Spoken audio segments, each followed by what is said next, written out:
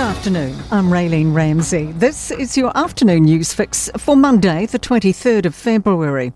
Labour leader Chris Hipkins says all options are on the table for forming a government this election.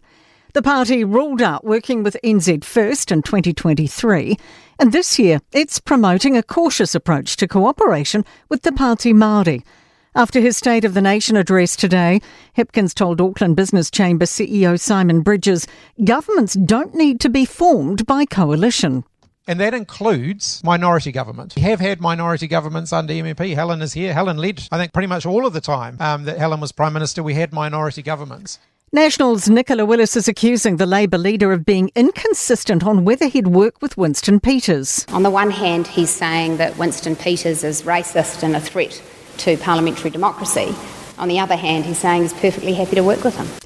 Auckland police have arrested a man they believe responsible for a string of indecent assaults against high school students and teachers.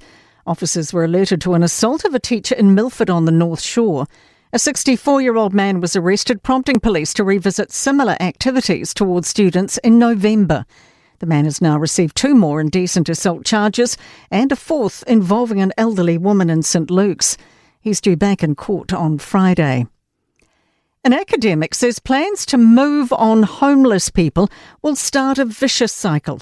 The government's proposing letting police order beggars and rough sleepers to leave, with refusal punishable by fines up to $2,000 or 3 months in jail. Auckland University professional teaching fellow Emi Rakete says they won't be able to pay fines, so there'll be more prisoners. And the government is going to cut more money from social services to continue building prisons. And so the country becomes worse, people's lives become worse and harder, and when they break under that pressure, we see the cops on them. The government's being accused of wasting taxpayer money with the commitment to spend up to $200 million on Genesis Energy shares. It'll maintain the Crown's 51% shareholding. Taxpayers Union spokesperson Tori Ralph says it means more borrowing. National debt's reaching $140,000 per household. It's fast approaching $300 billion. It will hit $300 billion this year. They do not have this money. An extreme blizzard is battering northeastern United States, putting 36 million people under warnings with travel banned in New York City.